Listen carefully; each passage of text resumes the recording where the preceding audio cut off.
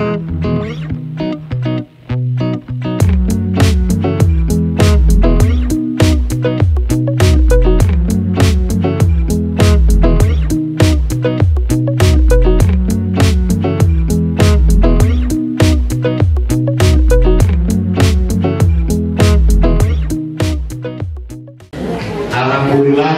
Bapak beserta Ibu guru hebat calon guru penggerak angkatan ke-7 yang akan bertindak sebagai pemateri pada sesi yang kedua ini tentang budaya positif sekolah yang merupakan aksi nyata dari calon guru penggerak angkatan ke-7.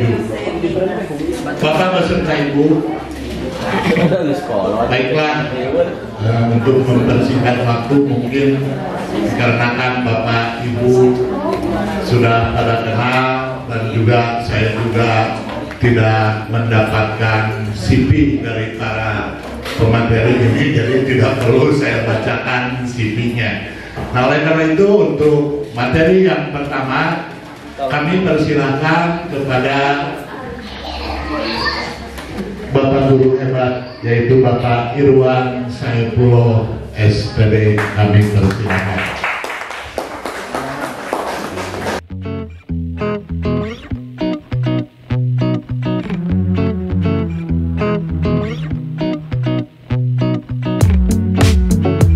Bismillahirrahmanirrahim. Assalamualaikum warahmatullahi wabarakatuh. Pertama-tama kami ucapkan terima kasih kepada Bapak MC, yaitu Bapak Asesda dan MPD yang telah memberikan kesempatan kepada kami untuk memaparkan seri materi pada program guru penggerak. Pertama-tama kami sampaikan ucapan terima kasih kepada pihak sekolah yang kami hormati Bapak Kepala SMK Negeri 16 Garut yang dalam hal ini telah memberikan dorongan dan dukungan dalam berbagai hal kepada kami sehingga bisa terlaksananya kegiatan ini.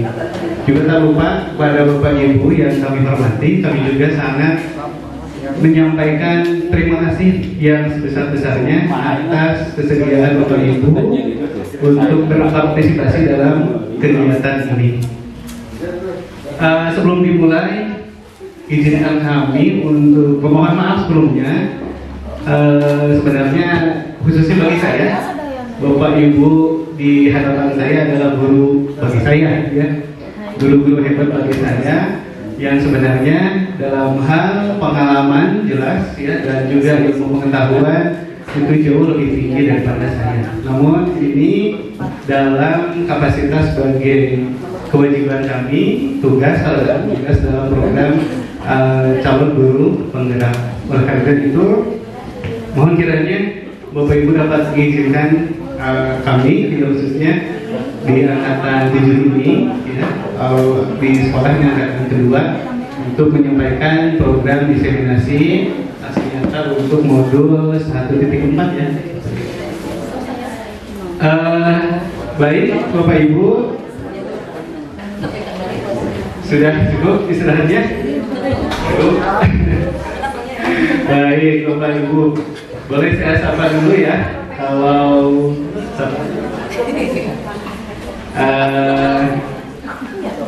Kalau saya katakan salam dan bahagia, maka bagi Bapak Ibu juga boleh silakan untuk dijawab salam dan bahagia. Salam dan bahagia. Salam dan bahagia. Sekali lagi, salam dan bahagia. Salam dan bahagia. Baik Bapak Ibu, salam dan bahagia secara sekilas itu adalah moto yang dulu disampaikan di Taman Siswa, ya, di perguruannya Ki Hajar Dewantara. Jadi diharapkan dengan pendidikan itu siswa bisa mendapatkan kebahagiaan, ya. Jadi bahagia lahir dan batin, bahagia dalam segala urusan. Nah, baik, tanpa berpanjang lebar lagi, kita akan masuk pada pematerian. Nah, untuk diseminasi aksi nyata, Adapun tujuannya Bapak Ibu untuk implementasi ini mengimplementasikan konsep-konsep inti dalam modul budaya positif di lingkungan kelas ataupun sekolah. Kemudian diseminasi ini adalah acara atau kegiatan membagikan pemahaman dan pengalaman dalam menerapkannya kepada rekan-rekan. Jadi ini tujuan kegiatannya. Dan mari kita mulai dengan kesepakatan kelas ya, ataupun keyakinan kelas. Sebentar Bapak Ibu, saya akan share link yang ya. Bapak Ibu boleh dicoba untuk bit.ly/ke_kelas ya. Bukan underscore, stay.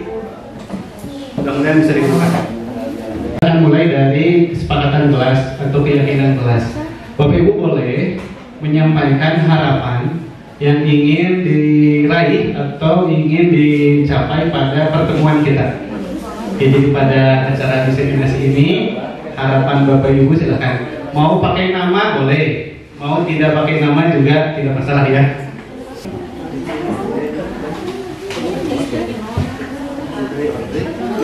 Ya, ini sudah ada yang masuk ya. Nah, kita tampung dulu. Ya terima kasih juga ini yang membantu merapikan ya. Kita bacakan, semoga hasil dari paparan diseminasi ini dapat mewujudkan budaya positif di sekolah. Kemudian yang kedua, memahami dan bisa mengimplementasikan budaya positif di kelas bimbingan ya. Silakan Bapak Ibu yang lain. Bapak Ibu ada yang mau menyampaikan langsung juga boleh, silakan ya. Yang mau gambar mangga silakan. Terima kasih juga. Baik.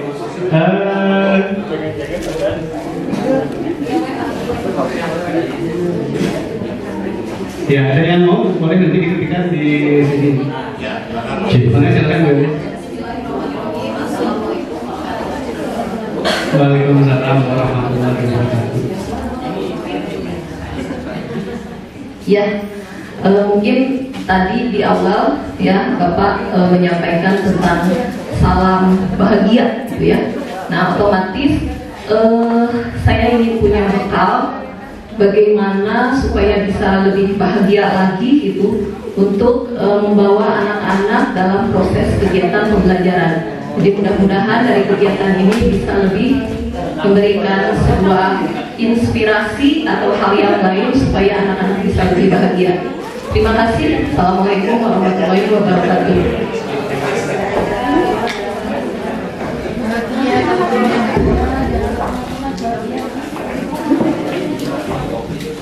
Baik, terima kasih Bu Elis ya. Semoga mendapatkan inspirasi agar nanti anak-anak bisa lebih bahagia demikiannya. Yang belum saya bacakan ini bikin bekal sudah dapat mengimplementasikan budaya positif di sudah. Semoga ada kelanjutan dari diseminasi ini karena budaya positif di sekolah sangat baik. Ya baik. Ada lagi Bapak Ibu? Mungkin kita batasi saja waktunya ya. Kalau ada yang masih muncul saya akan sampaikan, kalau tidak ada nanti juga akan kita mulai simpulkan gitu ya. Nah sementara di sini seluruh harapan ini berkaitan dengan hasil ya, output, yaitu mendapatkan ilmu ataupun wawasan tentang budaya positif, kemudian diimplementasikan dalam kehidupan sehari-hari di sekolah. Mungkin seperti itu ya Bapak Ibu, kalau kita rangkum. Nah ini berarti Bapak Ibu untuk kesepakatan kelas ini sudah bisa menjadi atau kesepakatan belajar kita nanti bisa kita ambil satu poin ya. Misalnya di sini kita saling berbagi. Nah, begitu ya. Jadi kita menyepakati saling berbagi ilmu dan wawasan tentang budaya positif untuk diimplementasikan dalam kehidupan sehari-hari. Jadi ada satu kesepakatan, ya. Jadi kalimat-kalimat tadi kalau saya ambil rangkumannya, maka kita harus saling berbagi. Kita bersepakat untuk saling berbagi tentang budaya positif agar bisa diimplementasikan dalam kehidupan KBM sehari-hari. Dapat disepakati Bapak Ibu? Berarti kalau saling berbagi itu tidak hanya saya, tidak hanya kami nanti, tapi Bapak Ibu pun harus berbagi, begitu ya. Ini nanti Bapak Ibu secara teknis bisa kemudian kita pindah tampilan ya menjadi kesimpulan gitu. Yang tadi boleh saya tulis? Boleh ya? Berarti saling berbagi tentang budaya positif untuk diimplementasikan dalam kegiatan KBM di sekolah.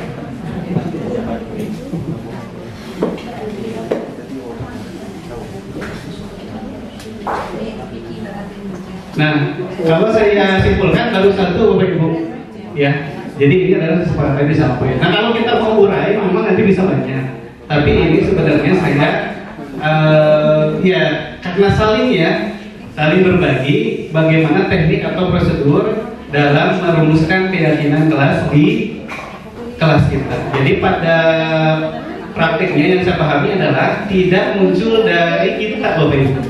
Jadi tidak muncul dari kita sebagai guru. Jadi bukan guru yang ingin ya, tetapi dua-duanya bersepakat. Bahkan sebenarnya awalnya adalah ditanyakan dulu kepada siswa. Nah mungkin gambarannya seperti ini. Ya, dapat dirangkum menjadi keyakinan atau kesepakatan kelas. Karena pada saat kalau harapan kan masih outputnya Ibu ya, Bapak. Kalau sudah kesepakatan berarti itu jadi kesepakatan yang harus dilakukan. Baik, izin Bapak Ibu yang jawabannya sudah bisa selesai. Nah terkait dengan apakah keyakinan atau kesepakatan, sebenarnya ini pilihan saja Bapak Ibu. Kalau keyakinan, kami landasannya adalah sebenarnya keyakinan di sini adalah apa yang menjadi kesungguhan diyakini manfaatnya. Contoh, mengapa kita memiliki peraturan tentang penggunaan helm pada saat menggunakan sepeda motor? Karena kita yakin tentang keselamatan. Mengapa kita memiliki peraturan tentang menggunakan masker?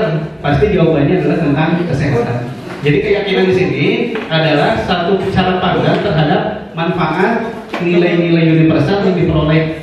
Nah di sini nilai universalnya adalah keselamatan dan kesehatan.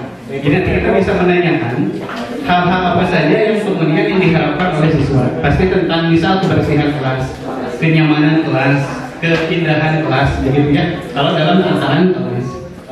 Nah ini nanti Bapak Ibu.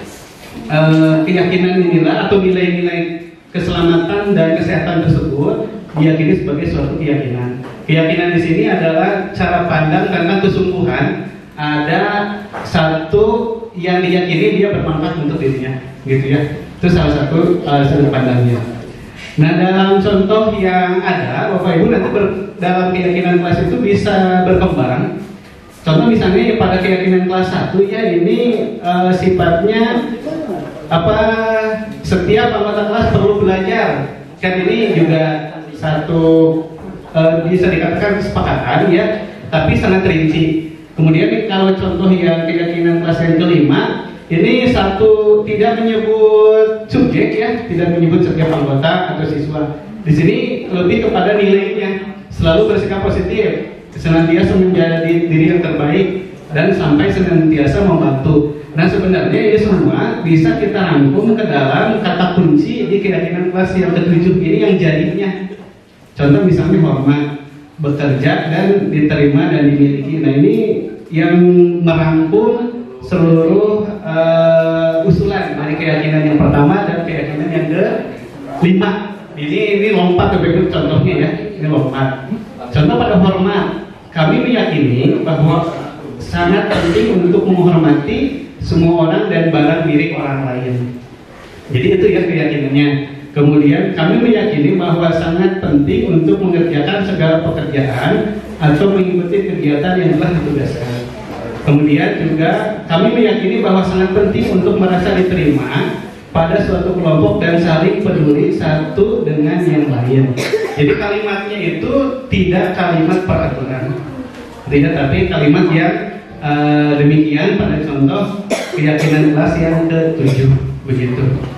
Sebagai pembuka dari saya tentang keyakinan kelas, mudah-mudahan bisa bermanfaat. Terima kasih. Saya kembalikan kepada Bapak MC untuk mengajarkan dari saya cukupkan. Terima kasih. Assalamualaikum warahmatullahi wabarakatuh. Terima kasih Pak Irwan yang telah memberikan, mohon maaf Bapak Ibu kalau misal ada hal yang perlu Bapak Ibu sampaikan. Ya, di sini di dalam pemberian atau penyampaian materi alangkah baiknya kalau komunikasinya secara dua arah saja, langsung pada saat itu seperti tadi Ibu Elis. Ya, Bapak beserta Ibu yang saya hormati, baiklah untuk pemateri yang kedua di sini akan disampaikan oleh Bapak Gugi Akbar Nur Hidayat, SPD NPD. Kami persilakan.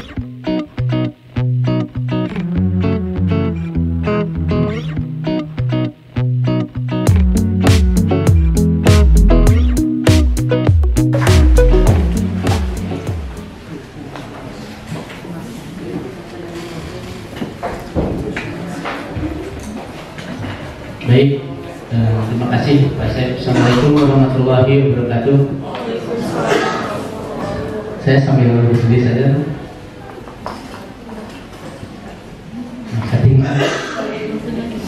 Baik, berikutnya saya akan coba untuk membahas tentang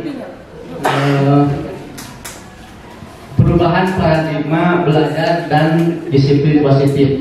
Nah, ini ada sebuah permainan, nanti juga ada beberapa permainan, tapi ini lebih ke makna dari perubahan paradigma belajar. Coba Ibu dan Bapak keluarkan kertas lembar atau yang untuk cari kertas, tuliskan benda atau sesuatu yang sangat berharga untuk Ibu Bapak. Ya. Benda. Ya, benda atau sesuatu yang sangat berharga, angan-angan dan sebagainya, tuliskan. Ya, tuliskan. Terus digenggam, simpan digenggam. Ya. Dengan segaya-gaya dituliskan, terus digenggam. Ya. Rahasia ya. Tempat tidur.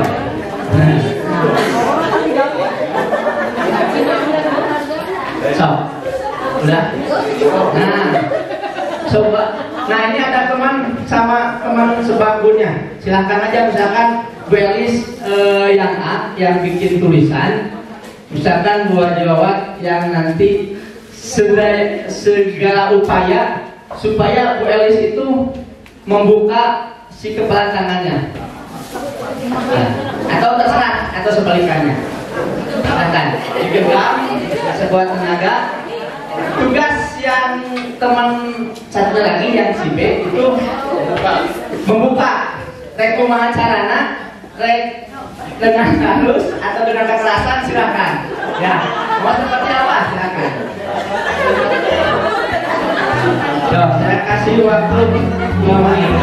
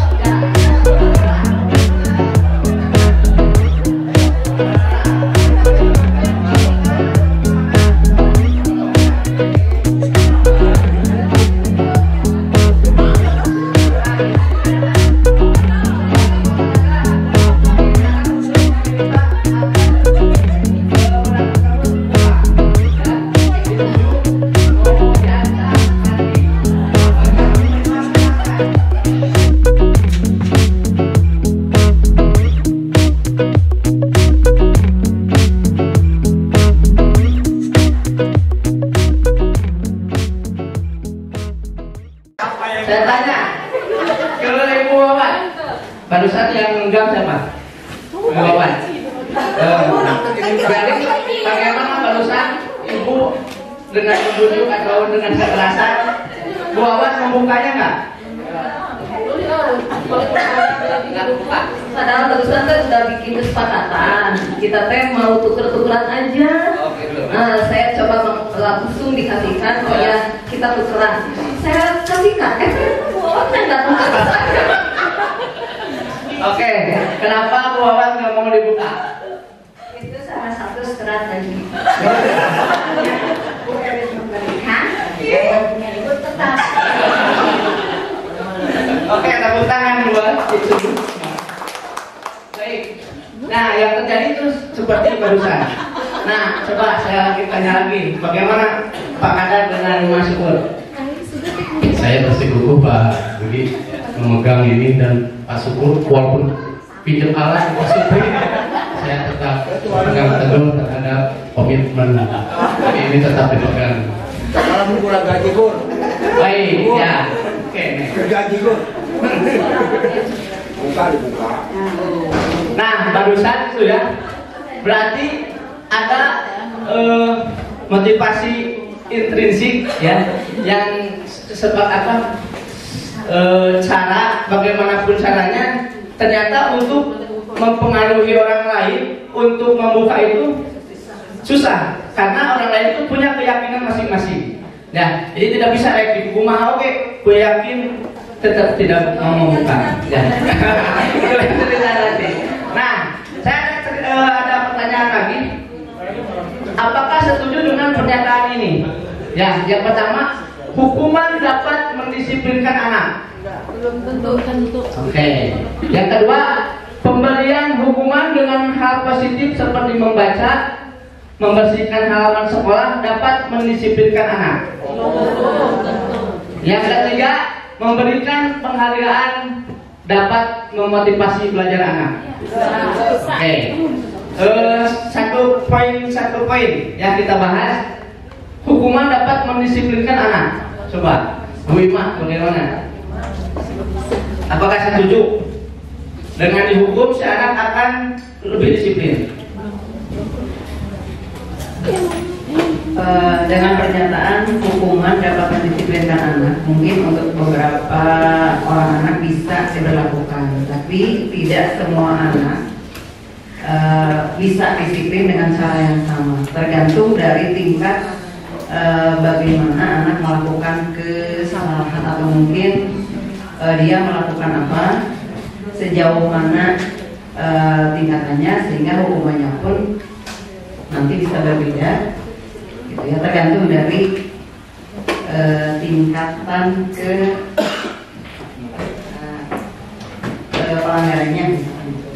Kasih tepuk tangan untuk yang lain. Poin yang lain. Poin yang kedua, pemberian hukuman dengan hal positif seperti membaca, membersihkan halaman sekolah dapat mendisiplinkan anak. Ada yang lain, Ibu? Ya. Ya, bismillahirrahmanirrahim. Kalau menurut saya, kita sebagai guru mungkin tergantung bagaimana cara kita memberikan hukuman tersebut kepada anak. Apakah dengan bahasa yang halus, bahasa yang lembut, tujuannya kan untuk merubah karakter anak menjadi lebih disiplin.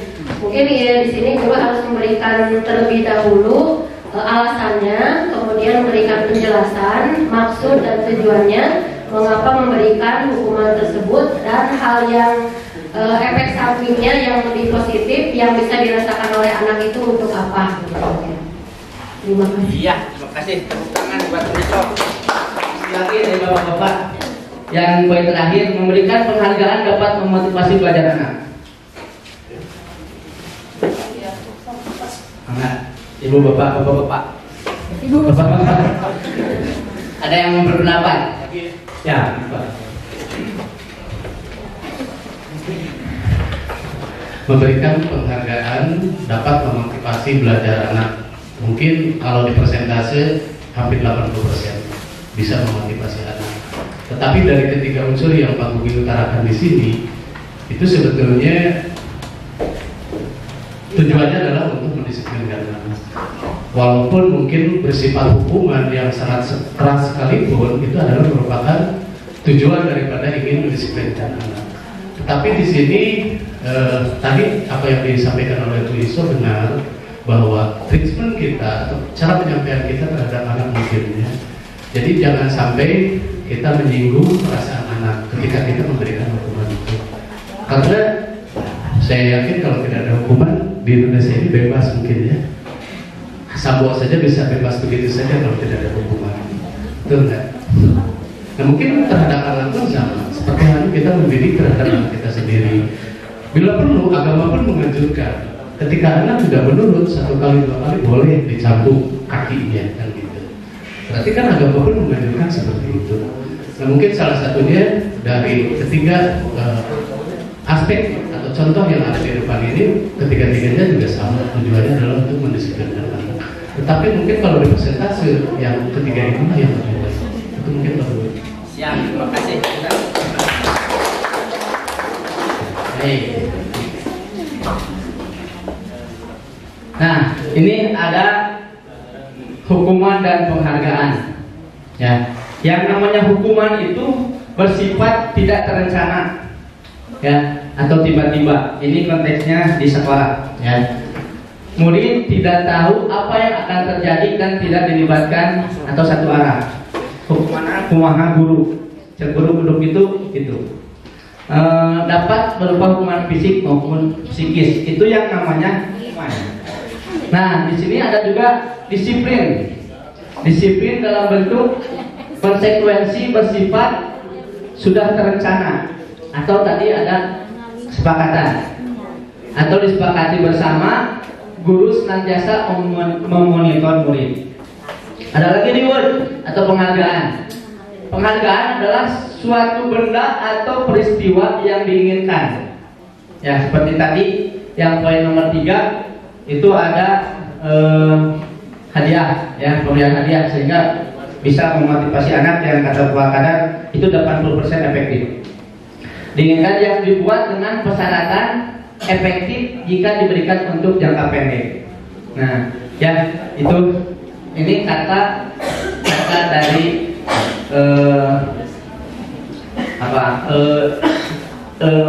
ilmuwan ya tentang yang concern di dalam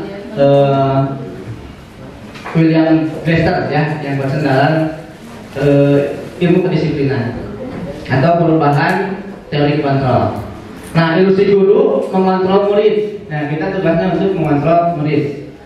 Terus yang berikutnya ilusi bahwa kritik dan membuat orang merasa bersalah dapat menguatkan karakter. Ya, kadang-kadang kan, aduh merasa bersalah, saya teh kurang kumaha sih ke kamu teh, saya mau ngambelaan anu kan ada guru yang seperti itu, ya. Membuat bersalah nanti akan ada juga dibahas oleh rekan saya selanjutnya. Ilusi bahwa semua penguatan positif, efektif dan bermanfaat. Ya, yang namanya penguatan positif itu pasti efektif dan bermanfaat. Dan selanjutnya ilusi bahwa orang dewasa memiliki hak untuk memaksa. Biasanya kita seorang guru itu suka ada paksaan juga kepada siswa atau murid.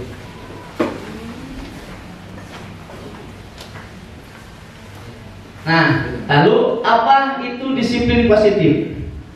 Silahkan. Disiplin itu apa? Disiplin.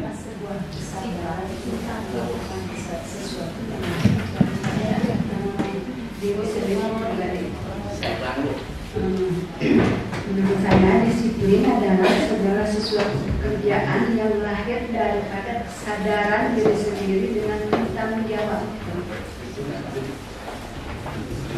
Ya, disiplin ada keywordnya datang dari pribadi dan tanggung jawab.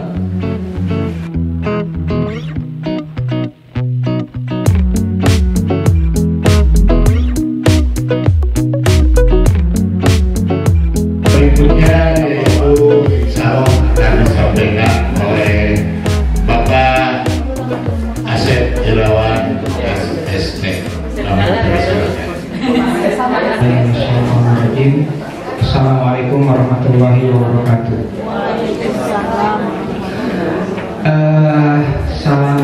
mulia, guru-guru hebat semuanya. Mohon maaf, saya di sini bukan mengajari tapi sering pada guru-guru senior saya. Saya perkenalkan diri dulu. Saya di sini guru baru. Ya, guru baru mungkin ada yang belum kenal. Kemarin juga saya baru berkenal dengan ibu ini. Saya guru baru di sini, jadi mohon bimbingan dan arahannya.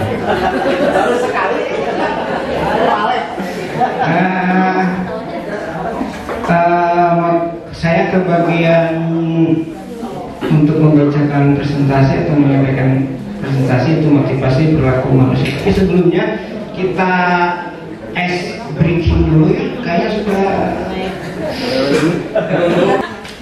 Bapak Ibu guru hebat, tolong sekarang coba kita ambil kertas atau tisu yang ada di sekitar Bapak Ibu. Iya, ini ada tisu. Ada?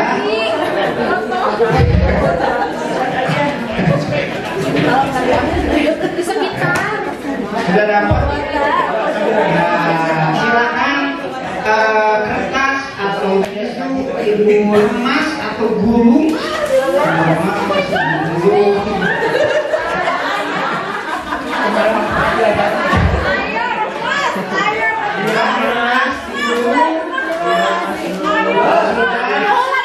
Silakan dikenakan ke temennya.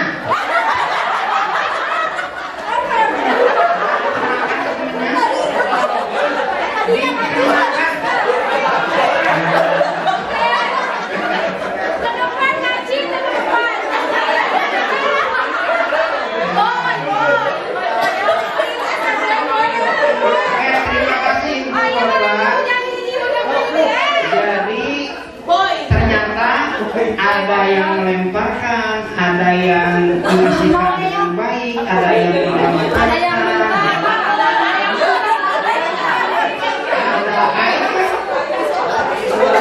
itu adalah berkaitan dengan motivasi. Kenapa dia melemparkannya? Kenapa dia mengasihkan dengan baik-baik? Kenapa dia menyakiti? Ada motivasi.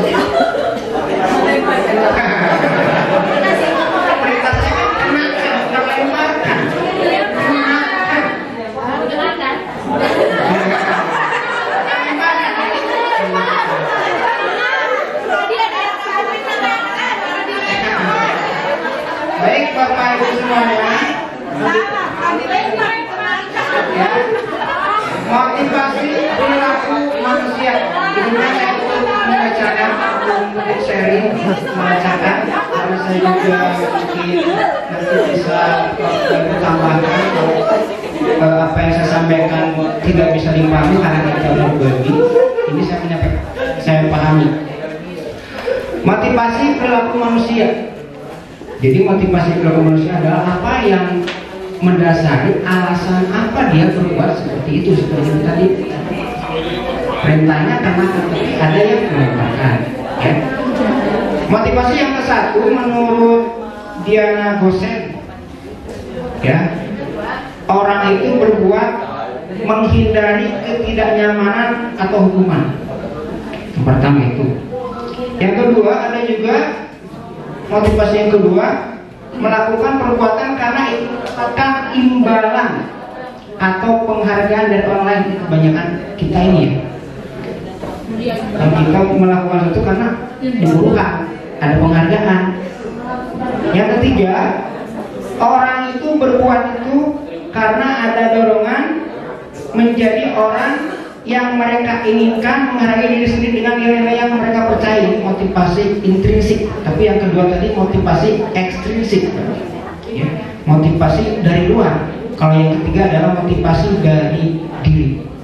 Nah, kita bagaimana supaya anak didik kita bisa mempunyai motivasi dari diri. Nah itu.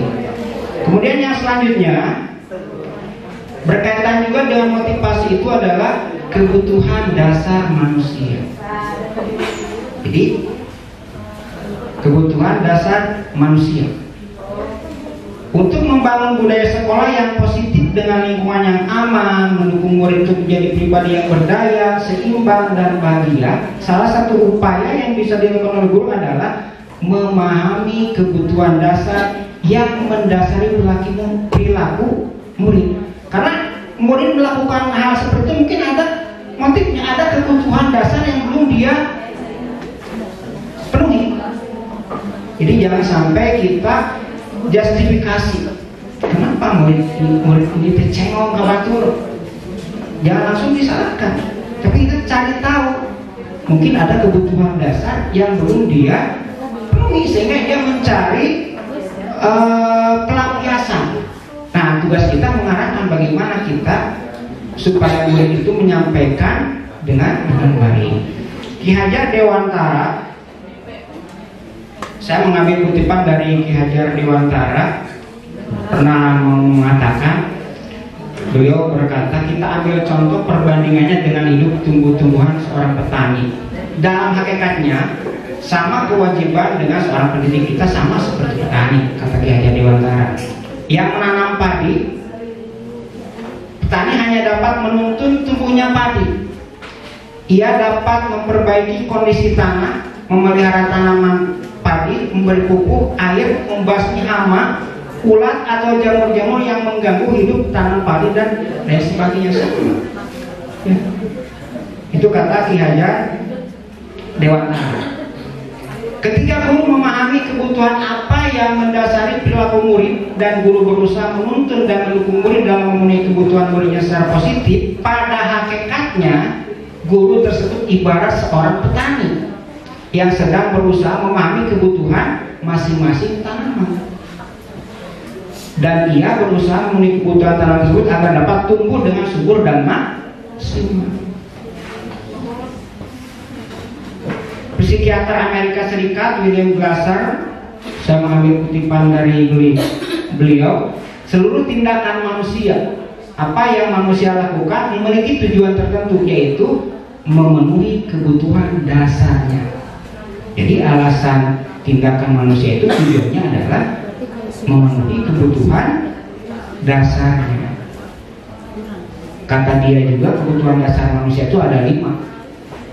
Ada 5. Ketika 5 dasar kebutuhan manusia sudah terpenuhi secara memadai, maka murid akan tumbuh dengan seimbang dan bahagia. Sebaliknya, apabila kebutuhan dasar tidak terpenuhi dengan baik, maka seseorang akan mengalami emosi negatif.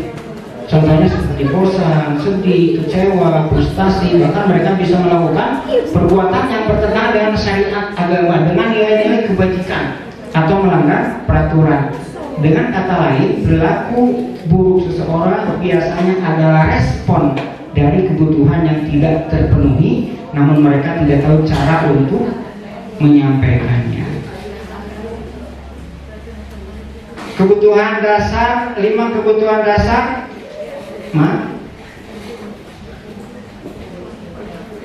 Apa 5 kebutuhan dasar manusia yang harus bisa dipenuhi secara memadai? Nah, ini ada 5 kebutuhan dasar menurut Glasser. Yang pertama, kebutuhan bertahan hidup atau survival. Ya, ini berhubungan dengan fisiologis jasmani. Misalnya, jelas kesehatan kebutuhan dasar manusia, rumah jelas, makanan jelas, kebutuhan merasa aman juga kebutuhan, termasuk kebutuhan bertahan hidup, survival, kata Glasser. Agar murid dapat belajar dengan baik, maka kebutuhan mereka akan rasa aman, pangan, sandang, dan papan harus terpenuhi. Logikanya, bagaimana mungkin mereka bisa belajar dengan baik bila mereka datang ke sekolah dengan perut yang lapar, atau bila rumah mereka kebanjiran, longsor, ambulan. Kemudian kebutuhan dasar yang kedua menurut Glasser adalah merasa diterima. Kebutuhan dasar setiap manusia itu merasa diterima atau love and belonging. Kita juga ingin merasa diterima, merasa dicintai, merasa dibutuhkan. Keinginan tetap terhubung dengan orang lain seperti teman, keluarga, teman kerja, kelompok di mana kita tergabung Setiap murid ingin menjadi bagian yang berharga dari kelasnya. Setiap murid ingin menjadi bagian yang berharga dari sekolahnya. Mereka juga ingin diterima oleh orang lain. Dan kelompoknya bahkan murid yang paling cuek pun, nolempeng sekalipun, jauh di dasar hatinya perdebatan, oh jelas, ya betul bahasa Inggris. Dari lubuk hati yang paling dalam, dari lubuk hati yang paling dalam, mereka itu ingin diperhatikan. Sesuai apapun, calon penghuni ingin diperhatikan, ingin merasa dibutuhkan, dihargai, dicintai. Mungkin kebutuhan dasar itu yang belum terpenuhi sehingga dia nakal, sehingga dia macam-macam. Karena itu adalah kebutuhan dasar manusia yang kedua, merasa diterima, love and belonging. Kemudian kebutuhan dasar yang ketiga, kata Glasser, kebutuhan akan kebebasan, freedom. Sama kita juga yang bebas, freedom. Maksudnya apa di sini? Nah, murid tadi diantarkan sakarat insun gitu, sakaya bukan. Ya. Murid diberi kesempatan membuat pilihan dan bertanggung jawab atas pilihannya, itu maksudnya freedom. Murid diberi kesempatan membuat pilihan dan bertanggung jawab atas pilihannya. Pembelajaran dengan metode yang beragam dan menarik akan memenuhi murid tentang kebebasan ini. Seperti pembelajaran berdiferensiasi, di mana guru menyediakan beberapa jenis tugas yang bisa dipilih oleh murid sesuai minat mereka, sehingga mereka menjadi mandiri dan memiliki motivasi intrinsik, motivasi internal. Kemudian kebutuhan dasar manusia yang keempat adalah kebutuhan kesenangan atau happy atau fun. Semua orang ini butuh kesenangan, ya, kebutuhan dasar. Mari kita piknik.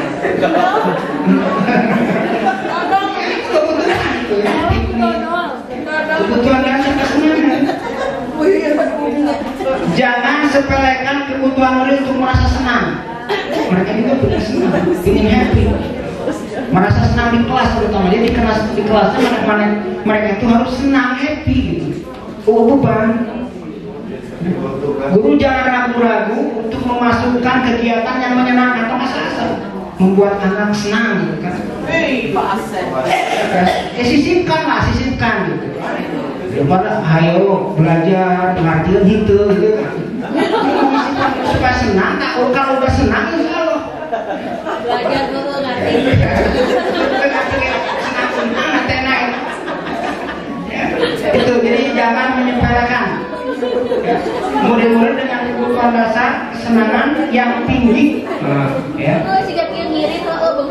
ingin menikmati apa yang mereka lakukan. Mereka akan konsentrasi tinggi saat mengerjakan hal-hal yang disenangi. Coba pasti bakal misalnya si A teh resep membak, hari guru mau ngobrolkan basket. Kalau misalnya kita menyampaikan hal yang berhubungan dengan konsep eta, pembinaan itu pasti berhasil. Bakal nyambung. Nah, jadi itu ya. Jadi jangan menyepelekan tentang anak merasa senang di kelas. Menurut Glasser. Kemudian kebutuhan dasar yang terakhir menurut Glasser adalah penguasaan atau power. Kebutuhan dasar maksudnya pengen punya penguasaan atau power. Setiap murid memiliki kebutuhan untuk merasa kompeten, menjadi terampil, diakui pencapaian dan keterampilannya didengarkan, bisa membuat dampak dan pengaruh, dan memiliki rasa harga diri. Mereka sebaiknya diberi kesempatan untuk membuat keputusan tentang hal-hal yang penting dalam hidupnya dan tidak merasa dikontrol oleh sistem sekolah. Pada murid yang sudah menginjak usia remaja dewasa seperti di kita ini, seringkali mereka merasa tidak memegang kendali atas kehidupannya sendiri karena guru kerap kali mempengaruhi mereka dalam mengambil keputusan. Ya, sekali lagi beri tepuk tangan untuk Pak Asep dan kawan-kawan. Tadi banyak mengutip tentang dari ilmuwan Glasser dan Ki Hajar Dewan. Mudah-mudahan Gebetan kita ini merupakan blazer atau dihajar di zaman now gitu kan ya. Terima kasih selamat. Nah untuk yang terakhir mungkin entah jadi apa, tidak mungkin jadi dihajar atau jadi blazer, entah Bu Justina jadi apa yang baru. Maka Bu Justina silakan.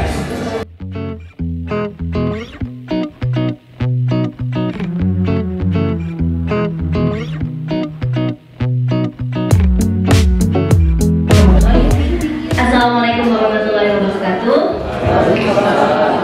Saya kalau mau duduk malah grogi Pak, izin berdiri ya Pak ya. Mau dekat dengan kita? Ya Pak. Baik. Ya.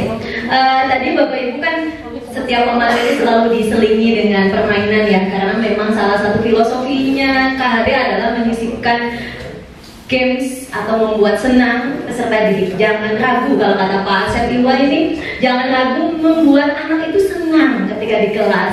Nah ini kita juga lagi posisi siang ya, yang tadi gak kebagian makan pasti kesel gitu ya. Jadi selalu kita upayakan untuk menghadirkan kesenangan dengan bermain. Tadi sudah bermain dengan Pak Bugi, dengan Pak Irwan, dengan Pak Asep. Nah hari ini bolehlah main sama saya, tapi saya sukanya mainnya sama HP. Jadi mohon di next dulu Pak.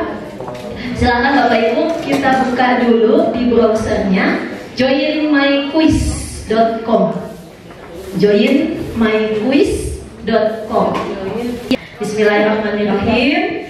Silakan dimulai soal pertama.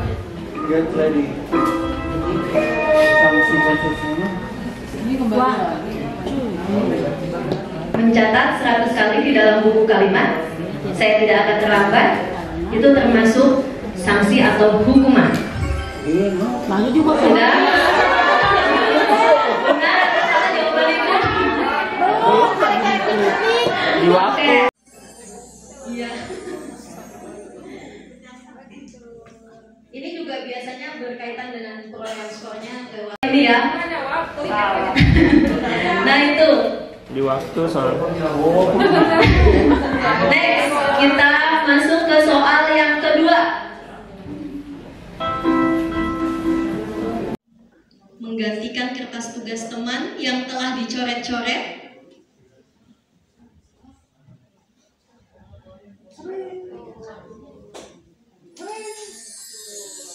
Iya. Time out. Gimana hasilnya Bapak Ibu? Sekarang sudah tahu bedanya sanksi, hukuman dengan konsekuensi. Ternyata beberapa hal yang kita lakukan masih kita salah menempatkannya gitu kan ya. Nah, itu salah satu games yang bisa dihadirkan di kelas kuisis ya.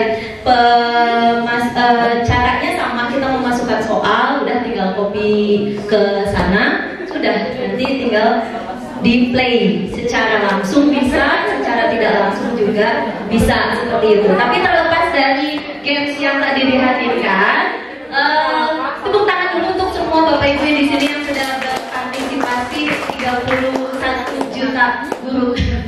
Nah, intinya adalah saya ingin mengawali dengan yang biasa dilakukan oleh Bapak Ibu guru, termasuk saya, dalam memberikan suatu treatment kepada anak ketika melakukan kesalahan gitu. Kadang bisa berupa hukuman, kadang bisa berupa sanksi atau konsekuensi seperti itu. Nah, tadi juga dikatakan dalam diskusi sesi pertama, hukuman perlu dilakukan. Nah, namun kita juga perlu menengok apakah dengan menghukum juga bisa memenuhi kebutuhan dasar dari manusia termasuk siswa, seperti itu.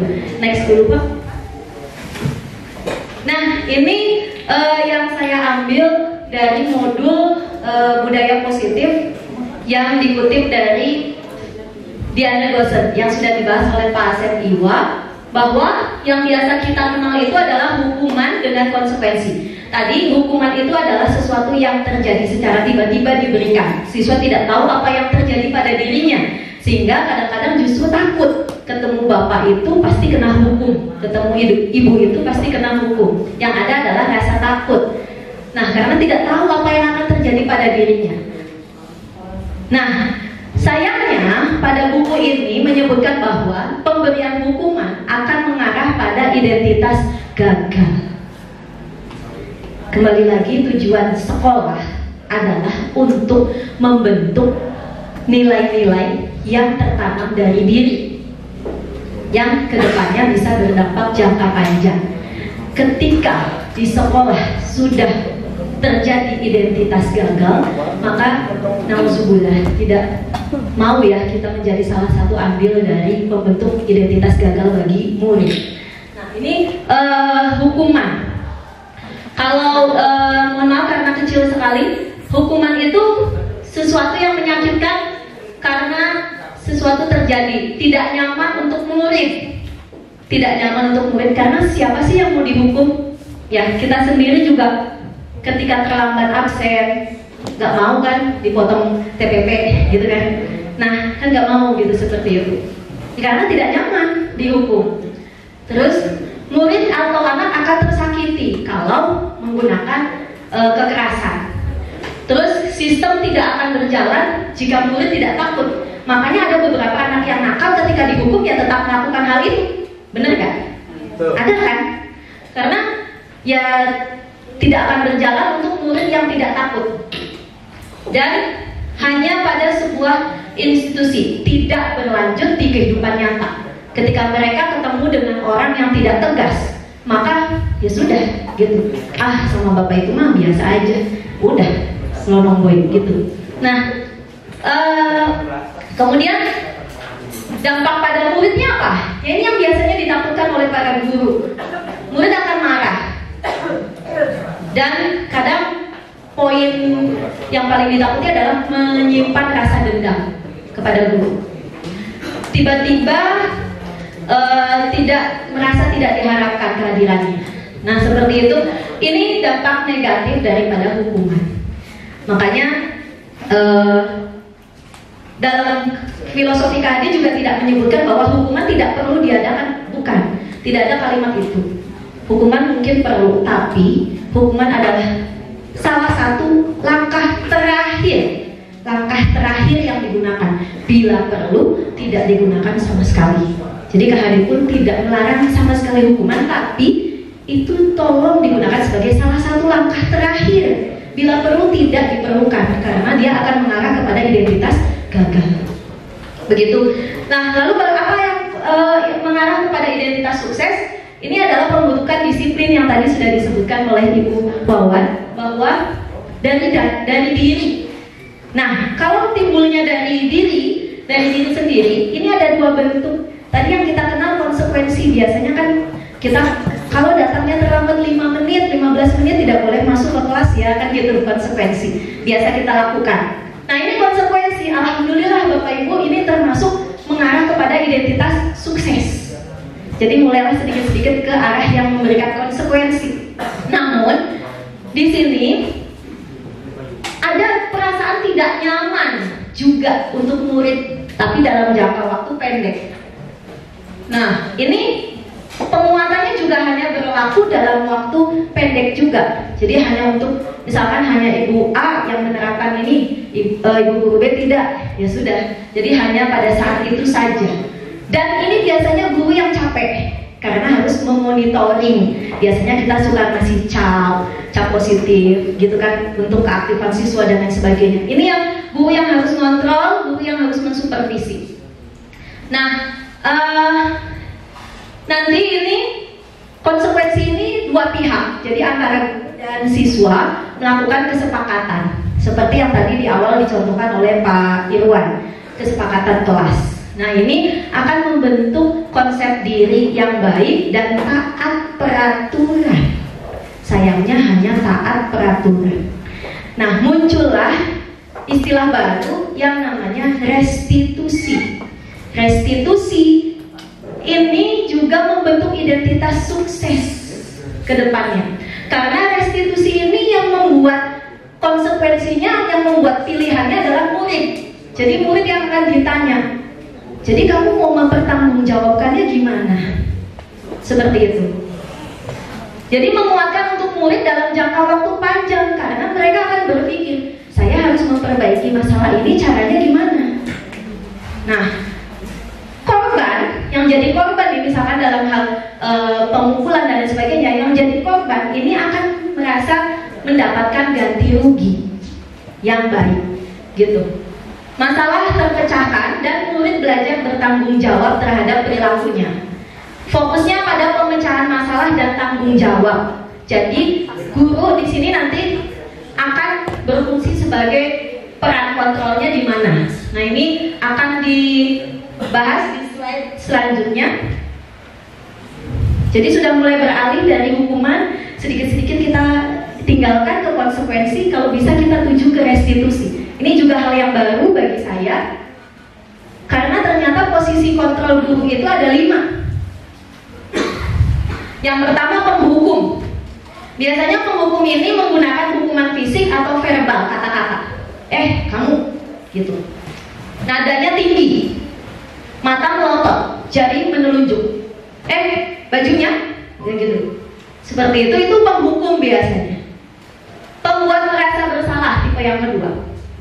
Pembuat merasa bersalah biasanya nada suaranya lembut, memelas, kadang memasang mimik yang sedih, gitu, lesu, gitu. Kamu tidak kasihan sama ibu dimarahin terus loh sama kepala sekolah gara-gara kamu, gitu kan? Itu adalah tipe yang pembuat merasa bersalah. Nadanya halus, gitu. Yang ketiga, teman. Sebagai teman, nada suaranya ramah, akrab, bercanda, gitu. Kamu mah gini lagi. Nah, biasanya itu sebagai teman. Senyum jenaka dan biasanya disisipi dengan lelucon. Itu sebagai teman. Yang keempat, pemantau. Nah, ini biasanya yang menerapkan konsekuensi, posisinya adalah sebagai pemantau, menggunakan sanksi atau konsekuensi, stiker, cap, dan sebagainya. Termasuk saya sendiri. Dan yang kelima, ini yang saya baru tahu, ternyata guru juga bisa menjadi manajer. Dulu saya cita-citanya pengen banget jadi manajer, bukan guru gitu kan, karena kayaknya enak gitu jadi manajer gitu ya. Ternyata guru juga sebenarnya punya posisi kontrol sebagai manajer. Apa sih manajer itu? Manajer itu membersamai murid, bersama murid menganalisis kebutuhan dirinya dan kebutuhan orang lain. Jadi apa sih nilai-nilai yang kamu anggap penting? Penting juga nggak buat orang lain? Jadi membersamai, mengembalikan tanggung jawab pada murid untuk mencari jalan keluar permasalahannya. Jadi kamu gimana kira-kira solusinya? Dengan bimbingan guru. Jadi gurunya hadir di sana, tidak dilepas. Nah, kalau ditanyakan pada hati nurani, kira-kira Bapak Ibu sudah ada di posisi yang mana? Ada yang mau mengungkapkan curahan hatinya? Ada yang mau mengungkapkan? Bapak Ibu barangkali boleh Bapak. Terima kasih Miss. Dari kelima posisi kontrol guru, mungkin saya lebih cenderung ke teman selama ini gitu ya. Karena ketika ada anak yang sering tidak ikut pembelajaran saya, hanya saya dekati dulu. Saya bawa ngobrol, saya tanya kenapa alasannya. Pertama mungkin alasannya banyak Bu. Ada yang tidak memiliki seragam, olahraga. Saya anjurkan, boleh kamu pakai seragam kaos apa saja, walaupun tidak sama dengan tujuan kamu. Tapi kadang saya suka malu. Oke, apa-apa. Akhirnya yang kedua saya tanya lagi kenapa. Ternyata akhirnya dia mau berterus terang, walaupun itu adalah rahasia pribadi dia. Saya boleh dibilang berperlu mungkin salah satu. Itu adalah trik saya ketika saya memotivasi kembali ketika ada siswa yang sering tidak masuk di pembelajaran. Malah ada satu orang sampai sekarang belum pernah ketemu Bu. Belum pernah ketemu dengan saya satu orang. mempelajari satu kelas itu selama 1 semester. Oke lah, mungkin tidak disebutkan namanya, tapi ketika dia butuh nilai saya, karena saya pun bingung memberikan nilai apa gitu ya. Dari kehadiran saja alfa semua gitu dari awal. Apakah hanya pelajaran saya saja atau memang hanya di hari pas pelajaran olahraga? Makanya saya pun bingung mau mendekatinya karena dengan anak itu belum pernah ketemu sampai sekarang. Malah oleh Bapak Wali kelasnya sudah dianjurkan mau ketemu, janjinya mau ketemu dengan saya. Saya tunggu dari pagi sampai siang di sini juga tidak berani datang. Entah takut entah gimana.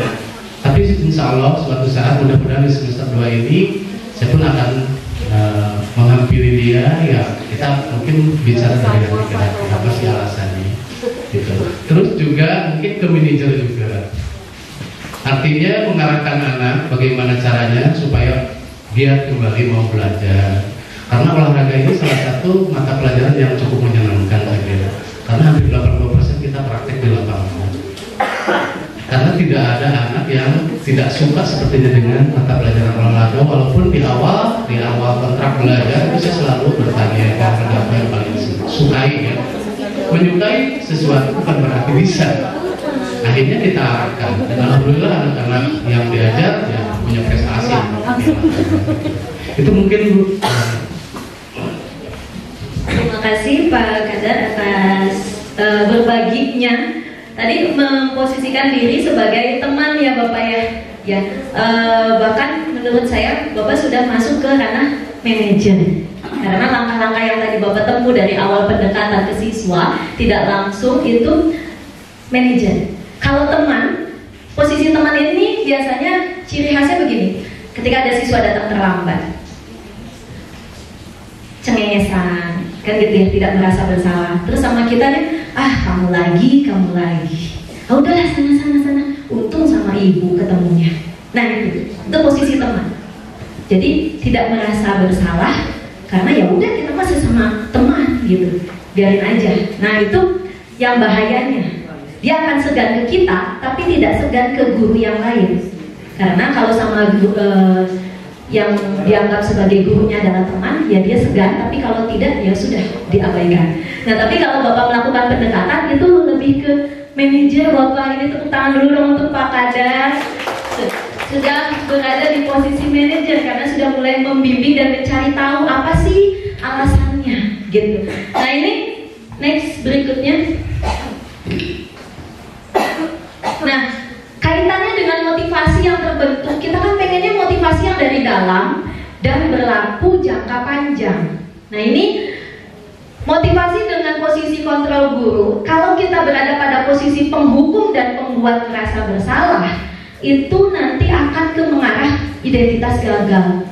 Kontrolnya kontrol negatif. Ya. Kalau kita mau mengarahkan kepada identitas yang berhasil atau sukses, bisa kita berada pada posisi teman, bisa pada posisi pemantau, lebih baik lagi pada posisi manajer. Posisi manajer ini bisa menempatkan sesekali pada posisi teman, sesekali pada posisi pemantau. Ketiganya mengarah pada motivasi yang intrinsik sebenarnya, atau pembentukan identitas sukses. Next. Bagaimana caranya? Nah ini dia. Caranya gimana sih gitu ya? Ini ada yang dikenal dengan segitiga restitusi. Mungkin sebelumnya pernah dibahas pada CGP yang sebelumnya. Segitiga restitusi ini hanya 3 tahapan. Yang dilakukan pertama adalah menstabilkan identitas. Ini yang pertama. Stabilkan dulu identitasnya. Ketika ada anak yang melakukan kesalahan, jangan langsung dijudge dia salah. Stabilkan dulu emosinya, stabilkan dulu identitas dirinya, dia itu siapa. Kemudian yang kedua adalah validasi tindakan yang salah. Validasi tindakan yang salah adalah mengarahkan kepada kejadian apa yang dilakukannya. Barulah kita menanyakan keyakinannya. Ya, balik lagi ke keyakinannya. Karena menurut Diana Gosen, tahapan untuk memudahkan para guru dan orang tua ini tidak hanya guru, orang tua juga dalam melakukan proses disiplin positif ini bisa menggunakan segitiga restitusi. Berikutnya, Ini akan saya bukan kesalahan menjadi orang yang bisa sukses, gitu. Kalimat yang biasa diutarakan oleh guru, gak apa-apa berbuat salah, gak apa-apa, gitu. Gak apa-apa terlambat sesekali, kan gitu. Tidak ada manusia yang sempurna. Kadang kita juga harus memposisikan diri. Aku juga pernah melakukan itu.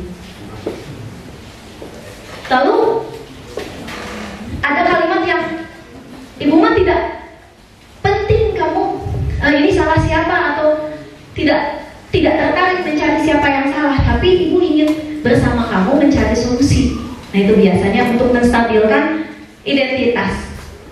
Nah kadang kalimat yang sering ditanyakan, sekarang kamu lagi jadi teman yang baik gak buat diri kamu sendiri? Setidaknya buat diri kamu sendiri deh. Coba stabilkan dulu emosinya, baru masuk ke tahap 2. Langkah kedua adalah validasi tindakan yang salah. Jadi setiap tindakan yang dilakukan itu pasti punya tujuan.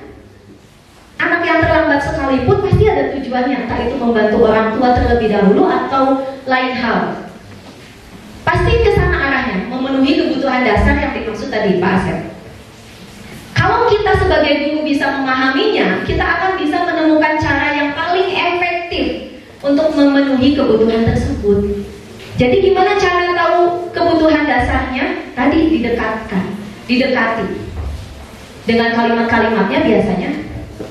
Padahal kamu bisa melakukan kesalahan yang lebih buruk dari ini, tapi kamu tidak melakukannya. Hebat kan itu? Itu juga harus diapresiasi, gitu.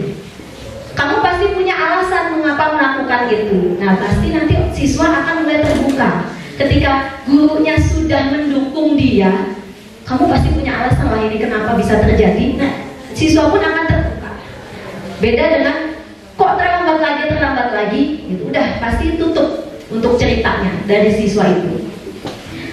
Atau boleh juga kamu boleh bangga pada dirimu karena kamu telah melindungi sesuatu yang penting buatmu. Biasanya ini untuk kasus-kasus yang berantem. Kata si ini itu yang salah, kata si ini yang salah. Kita bisa menguatkan mereka dengan ya gak apa-apa, berarti kamu melindungi diri kamu, gitu kan. Nah itu untuk validasi tindakan yang salah, untuk mengetahui juga kebutuhan dasarnya bahwa dia ingin berkuasa. Next, barulah setelah mulai stabil dan sudah mulai terbuka dengan alasan-alasan dibalik kesalahannya, baru kita tanyakan keyakinannya. Dengan cara apa yang dia inginkan? Apa sih yang kita percaya sebagai kelas? Kalau di awal kita sudah bikin kesepakatan kelas, lebih enak lagi. Misalnya tidak boleh terlambat. Menurut kamu kenapa sih harus disiplin waktu, gitu? Nilai-nilai apa yang diyakini? Emang kedepannya kamu mau jadi seperti apa, gitu? Diarahkan kepada apa yang dibayangkan tentang dirinya untuk masa depannya, gitu. Nah ini salah satu kalimat saja, masih banyak kalimat lain yang bisa digunakan dari segitiga restitusi. Berikutnya, nah kalau ini hanyalah video praktik segitiga restitusi. Jadi dalam modul itu diminta untuk membuat skenario gimana sih kita mentreatment suatu anak yang melakukan kesalahan.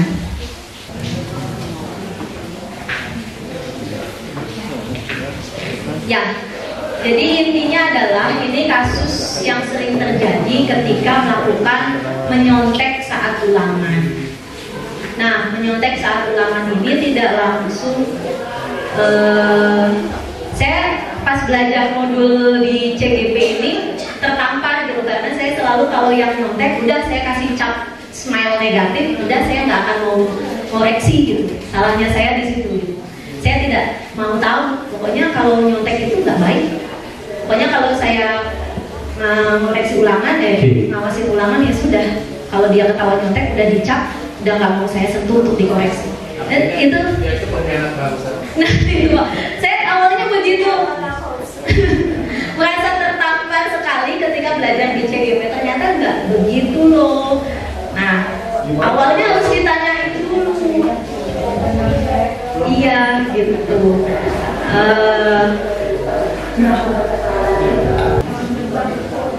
Gak bisa ya? Nah ya, jadi intinya awalnya adalah saya tanyakan dulu. Ketika ketahuan dia nyontek, maka langkah pertamanya adalah, ini nilai kamu bagus, bangga nggak dengan nilai ini?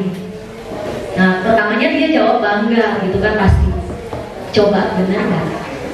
Bangga gitu.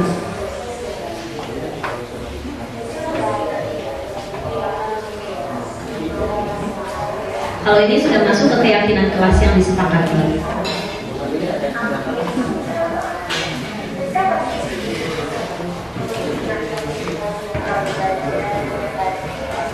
Kalau kita sudah punya kesepakatan kelas, maka kita ingatkan anak tersebut, kamu saat ini melanggar, kamu saat ini tidak memenuhi nilai yang mana, kesepakatan yang mana. Baru nanti diarahkan. Kira-kira gimana supaya tidak terjadi lagi seperti itu? Tidak ada sama sekali hukuman, tapi yang ada adalah tekad untuk tidak melakukan itu. Kita lihat saja Bapak Ibu, kita lihat saja apakah benar anak itu tidak akan melakukan hal itu atau tidak. Seperti itu. Satu lagi tadi kan titipannya, guru itu harus positif thinking terhadap anaknya. Saya yakin apa yang kita transferkan positif, maka yang diterima juga positif. Kalau kita yakin anak itu berubah, maka anak itu juga akan berubah. Tapi selipkan dalam doa-doa kita yang seperti tadi pagi diselipkan oleh Pak Kepala. Kita setiap sholat atau setiap ngajak disisipkan dengan doa untuk anak-anak kita. Ya salah satunya dengan bisa dengan pendekatan seperti itu. Itu aja Pak, ditutup aja.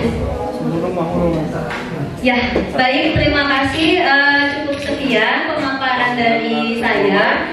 Nanti ada oleh-oleh mungkin ya Pak, ada refleksi diseminasi yang harus diisi oleh Bapak Ibu guru di alamat ini bit.ly/budaya positif refleksi. Nanti bisa kapan-kapan itu mah. Jadi Google Form biasa merefleksikan diri acara diseminasi hari ini. Mohon maaf atas segala kekurangannya, saya bukan yang terbaik di sini, tapi sama-sama berbagi, sama-sama belajar. Tolong diingatkan gitu Bapak Ibu, karena ternyata belajar di CGB itu banyak tamparannya gitu. Yang tadinya merasa hukuman itu perlu, kok jadi nggak boleh.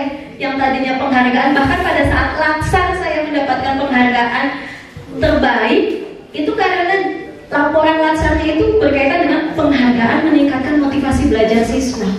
Ternyata di CGP salah besar. Penghargaan itu akan efektif jika dilakukan hanya dalam jangka waktu pendek. Boleh Bapak Ibu melakukan penghargaan, boleh Bapak Ibu melakukan memberikan penghargaan, tapi hanya sesekali, tidak untuk selamanya. Karena dampaknya hanya pada saat itu. Kalau penghargaan tadi dibahas oleh Pak Bugi, hukuman versus penghargaan, ternyata ada loh siswa yang dihukum oleh penghargaan, dan ternyata benar. Ada celotehan siswa yang bilang, Bu saya mah nggak dapat sertifikatnya, buat itu aja. Nah, hari ini saya terpamparnya, dan maka dari itu saya berdiri di sini pun bukan karena yang ahli, bukan, tapi ini adalah pengalaman saya salah besar gitu. Ternyata dari seorang manajer yang bisa mengarahkan anak didik kita menuju identitas sukses. Terima kasih. Wabillahi taufiq wal hidayah. Assalamualaikum warahmatullahi wabarakatuh.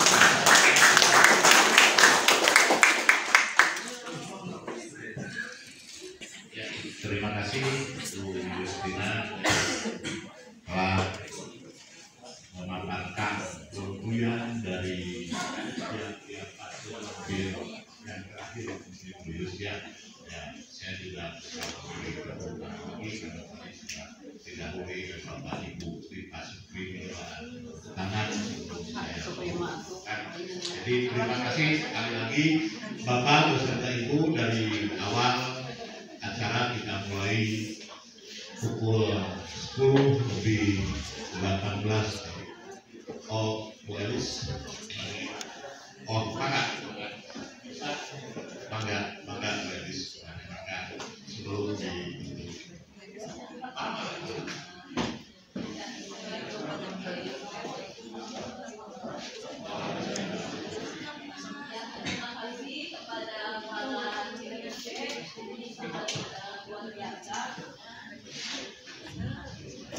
banyak sekali gitu ya inspirasi, membuka wawasan gitu ya berkaitan dengan bagaimana membudayakan positif kepada anak. Nah, di sini mungkin saya ingin berbagi pengalaman saja gitu ya, terus nanti bisa ditanggapi oleh Meng, misalkan oleh bapak-bapak yang lain. Karena yang tadi yang saya lihat di sini bahwa posisi kontrol guru itu kan ada 5 ya. Yang pertama adalah penghukum, yang kedua adalah membuat merasa bersalah, yang ketiga teman, yang keempat pemantau, dan yang kelima manajer. Nah, yang pernah saya lakukan ini bingung gitu, apakah ini maksudnya kemana gitu ya. Nah, suatu hari mungkin kemarin pada waktu kegiatan pengumpulan tugas gitu ya dari anak, ada satu anak yang susah dihubungi gitu ya, beberapa kali tidak menyertakan tugasnya, tidak mengumpulkan tugasnya gitu. Pada saat ditanya ke wali kelasnya, ini anaknya gimana? Terus dalam kegiatan sehari-hari mungkin karena saya mengajar ke anak tersebut ya biasa-biasa saja gitu. Nah, sampai akhirnya saya visit ke anak tersebut gitu, menanyakan jadi di sini saya sendiri gitu ya pada waktu itu hanya menceritakan kisah saya selama dulu pada waktu sekolah gitu. Ini misalkan namanya A, misalkannya si A, kalau ibu mah dulu ini memiliki suatu kesalahan terbesar gitu ya, terus ada penyesalan gitu, kenapa ibu dulu waktu sekolah hanya termotivasi untuk menghindari suatu pernikahan gitu ya. Nah, setelah ibu lihat ternyata ada satu teori gitu menyampaikan ke Abraham Maslow bahwa teori kebutuhan itu ada beberapa tahap. Yang pertama untuk memenuhi kebutuhan fisiologis, yang kedua rasa aman, yang ketiga mendapat kasih sayang, yang keempat mendapatkan penghargaan, dan yang paling akhir adalah untuk mengaktualisasikan diri atau membuat diri kita itu berkualitas gitu. Nah, semata-mata ingin berkualitas di hadapan Allah Subhanahu wa Ta'ala. Nah, ibu sampaikan gitu ya, ibu dulu itu nggak tahu apa sih hakikat belajar, ibu nggak tahu sebetulnya apa sih manfaat belajar gitu. Yang ibu tahu bahwa dulu pada waktu SMA, ibu takut dikawinin ya gitu, karena terus terang saja setelah lulus SMP itu banyak yang ke rumah gitu ya, yang mau melamar ya. Nah, oleh sebab itu makanya sama orang tua juga dikasih tahu gitu, coba kalau Elis gitu ya, kalau Elis misalkan nggak mau menikah berarti harus sekolah. Jadi sudah terekam dalam pikiran bahwa saya sekolah itu supaya tidak cepat-cepat menikah gitu ya. Itu yang pertama kesalahan besar yang saya alami dulu gitu. Terus pada waktu sekolah benar gitu, saya bisa mungkin 3 besar atau 5 besar masuk gitu, tapi tujuannya malu sama kabogoh misalkan ya. Nah, kenapa ibu punya motivasi seperti itu? Nah, menurut A, kenapa misalkan ya? Jadi istilahnya hanya menceritakan kisah ibu dulu gitu, jangan sampai apa yang ibu rasakan ini sama kamu juga ada rasa penyesalan gitu ya. Nah, itu yang pertama, mungkin berkaitan dengan ini. Apakah ini maksudnya kemana gitu ya? Karena kalau dari tadi bersama murid menganalisis seperti itu ya. Nah, itu yang pertama. Yang kedua berkaitan dengan yang tadi misalkan Neng memanggil gitu ya, memanggil siswa. Nah, ibu juga pernah dulu ada anak yang menyontek ya. Kebetulan ibu menyampaikan begini gitu ke anak. Dipastikan pada saat kamu melakukan suatu kecurangan gitu ya, kamu tidak akan bisa mengirimkan jawabannya. Nah, ibu sampai bilang kayak gitu, ternyata beneran ada 2 anak yang tidak bisa mengirimkan jawabannya. Ternyata mereka mengakui, Bu, maaf, saya ternyata membuat kecurangan. Astagfirullah, kata saya hanya, kenapa kata-kata saya itu langsung dijawab oleh Allah Subhanahu wa Ta'ala pada hari itu gitu ya. Nah, sampai akhirnya saya menyampaikan ke anak, nah berarti mungkin bisa jadi gitu ya, apa yang kita lakukan itu karena tidak berkah, karena kita tahu bahwa di sebelah kiri dan kanan kita ada malaikat. mungkar dan nakir, yang siap mencatat setiap amal yang kita perbuat gitu ya. Nah itu di hadapan anak-anak yang lain gitu. Tidak melakukan hanya face to face seperti yang melakukan tadi. Nah mungkin apakah yang sudah dilakukan itu bagaimana gitu tanggapannya? Terima kasih. Assalamualaikum warahmatullahi wabarakatuh. Terima kasih Bu Elis atas pertanyaannya. Kedengeran ya? Enggak.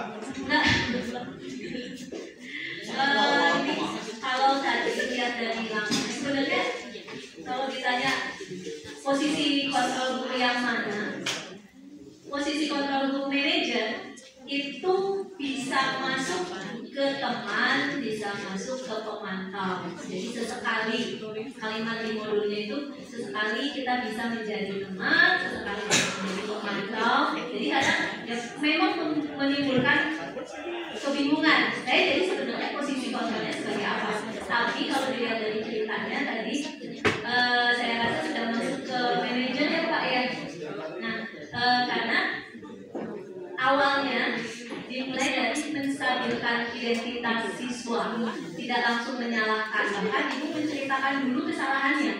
Berarti kan ada salah satu kalimat di situ, ibu juga dulu pernah kok melakukan ini, gitu. Jangan sekali-kali malu mengakui kesalahan yang pernah dibuat dulu kepada anak, karena kita juga pernah nakal pada zaman gitu kan.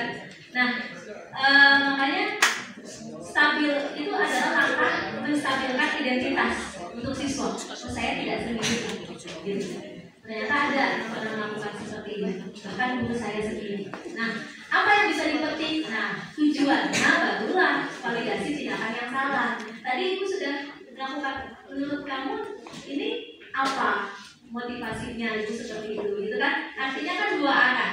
Tidak melulu kalau ibu ceritanya hanya tentang perjalanan ibu saja gitu sampai dia yang ngantuk, ya udah itu baru hanya sebagai pendongeng gitu. Tapi kalau ibu mau memberikan pertanyaan gimana ya menurut kamu gitu kan, artinya mengajak siswa. Inilah manajer itu membimbing, mengarahkan siswa untuk berpikir kira-kira benar nggak tindakan ini, sesuai nggak dengan nilai-nilai yang diyakini. Karena pastinya setiap manusia itu sebenarnya putih kok, suci kok, gitu. Artinya baik kok. Pasti ada nilai-nilai yang diyakini, gitu kan. Nah, kita arahkan ke situ. Menurut kamu benar nggak sih? Gitu. Nah, itu sudah tahap kedua, validasi tindakan yang salah.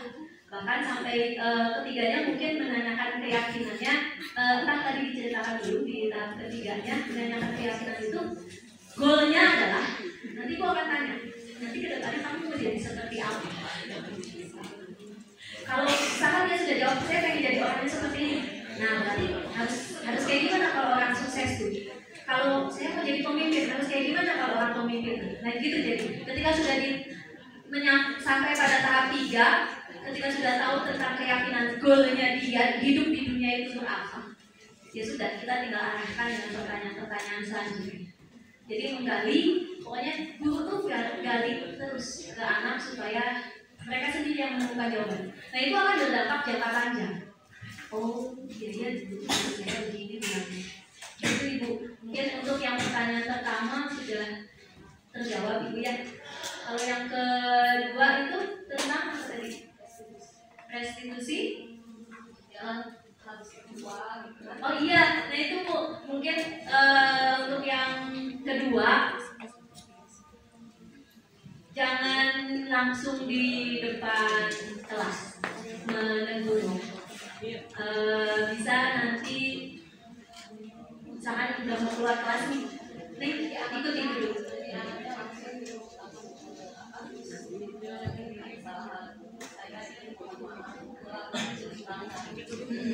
Nah, sebaiknya kalau memang mereka langsung mengakui di depan kelas, saat itu dilakukan apresiasi. Wah, hebat nih, berarti jujur dia sudah mengakui. Sudah, stop sampai situ. Selanjutnya adalah treatmentnya adalah berbicara face-to-face. Seperti itu mungkin dari saya. Bapak ada tambahan? Ya, Bapak beserta Ibu, alhamdulillah pemberian acara dari awal sampai akhir jam 15.25 saudara telah yang bapak-bapak, ibu-ibu hebat ini sampaikan. Mudah-mudahan banyak manfaatnya bagi kita semua. Dan jalani ya ibu biasa dengan banyaknya calon pemilihan dan sudahnya ya jadi pemilihan, mudah-mudahan SMA Negeri 16 Garut atau SIPTIM lebih berkibar lagi. Dan terima kasih. Billahi taufiq wal hidayah. Wassalamualaikum warahmatullahi wabarakatuh. AN 16 Garut.